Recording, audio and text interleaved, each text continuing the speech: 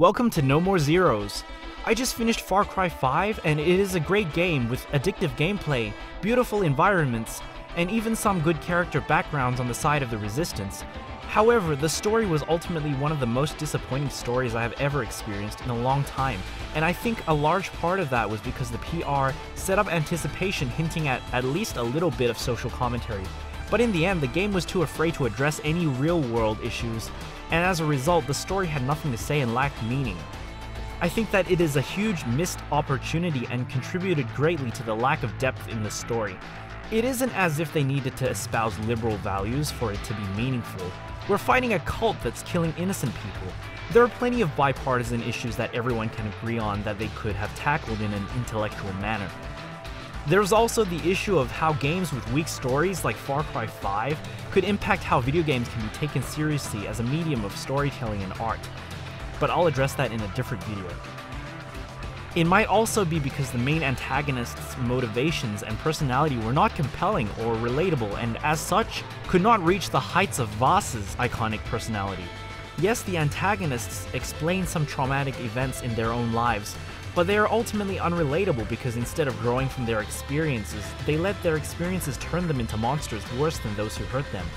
And it is a little hard to have empathy towards those who unrepentantly murder innocent people as well as your friends.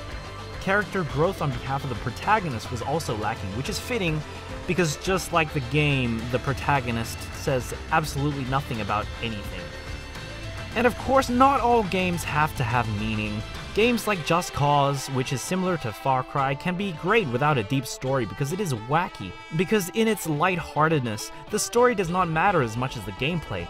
But even then, some games that don't take their stories too seriously still manage to provide some sort of meaning. But if a game is trying to be serious, like Far Cry, as we can see with the themes that it constantly bombards you with, then it is almost asking for the story to be taken seriously, and as such, it would inevitably be disappointing if it does not have meaning.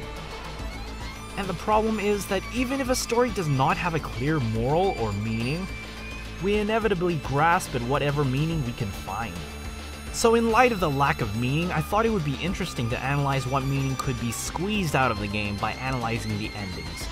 And spoilers are ahead, so click away if you haven't played the game yet, or if you don't care much about the story. There are 3 endings in Far Cry 5. Let's start with the signature short ending that Far Cry has come to be known for. The short ending happens at the beginning of the game when you walk into the church with the other officers.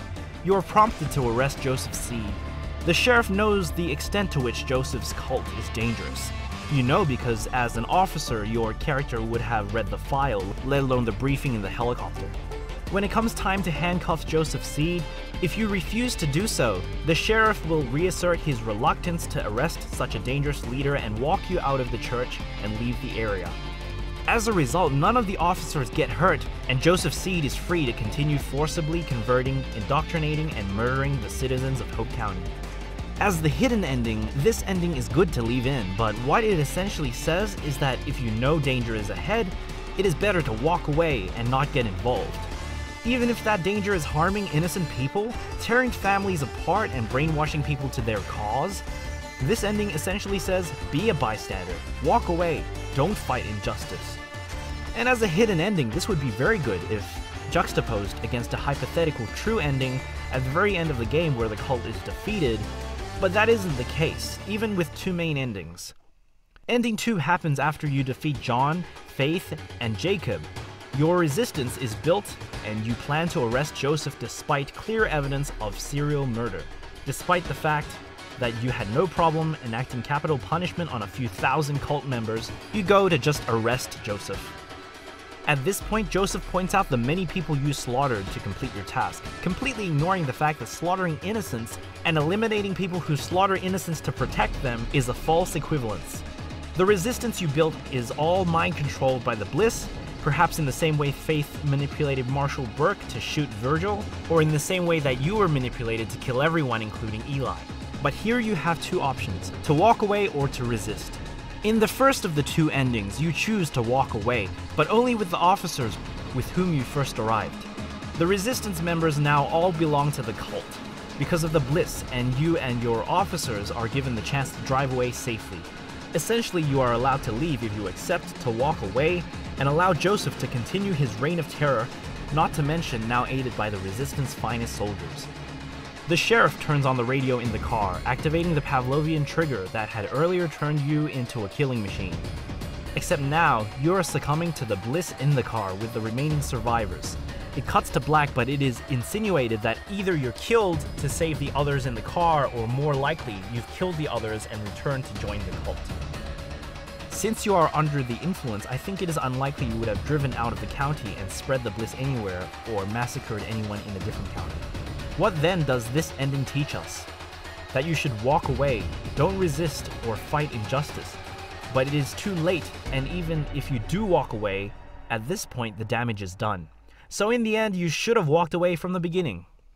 The final ending is where you resist, and although the boss fight was pretty satisfying as you slowly recover your friends you have made through the game to take down Joseph, in the end we all lose, because a nuclear bomb goes off in the nearby distance. And it is unclear as to whether this happened from a third party, or if it was Joseph's own plan to self-fulfill his supposed prophecy. If the bomb was from a third party, the message would be, sometimes cultists could be right all along. But given Joseph's intentions to wipe out humanity and start anew, it is more likely he set off the bomb to fulfill his own prophecy. You and your officers drive to the bunker where you were first recovered in the beginning of the game. But on the way, your car hits a flaming tree and you are knocked unconscious. The next thing you know, you are safe in the bunker, but with Joseph Seed being the only survivor, and Dutch dead on the floor beside you. You and Joseph Seed are the only survivors and are expected to be the new beginning of the cult. What does this ending tell us? That if you try to resist, if you try to fight evil, in the end, evil would win. Your friends' lives would have been sacrificed for nothing, so you should have walked away in the beginning. So fighting evil is the wrong choice because it is ultimately pointless to stop bad people. Just to reiterate, because it may be confusing to talk about the meaning of the game despite the fact that my initial argument is that the game does not have a message. The game does not have a message, or meaning, and the meanings that I have just discussed are what we can draw out if we torture the data. This is the meaning we barely scrape together as we scavenge a wasteland of meaninglessness. So in all endings, because of a lack of a deliberate message, incidentally, the consistent message becomes, no matter who is suffering, be selfish, walk away, and don't fight oppressive people and institutions, because in the end, you can't stop them. Some might say that this is a good thing, that there is no fairy tale ending, that in real life you don't always have the choice of a good ending. That would be fine in a different game where even amidst the bad endings, if a principle, meaning, or virtue was accomplished, or at least fought for valiantly. I think in the case of Far Cry 5, because of the lack of meaning behind having all the endings turn out bad, it almost seems like they made all the endings bad for the sake of it. Like a high school creative writing piece where the student writes a bad ending just because he thinks the cliche is cool if used in and of itself, rather than recognizing that a bad ending is a tool that is effective in creating impact if it supports driving home a deeper message. But in Far Cry 5, using bad endings for the sake of bad endings isn't really smart. It just ends up unintentionally teaching something cowardly and selfish. I think the reason that this game's story was underwhelming for me is because if this is the message, if those who are clearly in the wrong are portrayed as the only winners and the only ones who succeed, then everything leading up to the end was pointless. Every death was pointless. And since players consist of either people who do not care about the story and people who do, essentially the people who do care about the story are taught the moral that they should be indifferent to the suffering of others, and to only look out for themselves, and I think that is a terrible thing to learn from any story. But the gameplay is one of the most addictive I have played in quite a while, so it's still a great game. There's bound to be plenty I've overlooked, especially in the notes left around in the game world that might have extrapolated the story to make more sense. So let's discuss in the comments any other meanings, whether intentionally left in the game by the writers or your own interpretations and theories, because theories make everything more exciting. I'm thinking of making another video on this topic in future to explore the impact that games with weak stories have on the perception of gaming as a whole, and the need for intelligent gaming with deep stories to outweigh games with simplistic stories for gaming to be appreciated as a serious medium of storytelling and art. So to make sure you see future videos so that you can share your opinion on a variety of games, please subscribe and share. And if you also felt the story was underwhelming and you either agree or think it is because of some other reason, even if you can't quite put your finger on it, please give this video a like and comment what you think about the story. Or if you think that there was a meaning that was very clear, then dislike and comment what you think the clear message was. This was NoMoreZeroes. See you next time!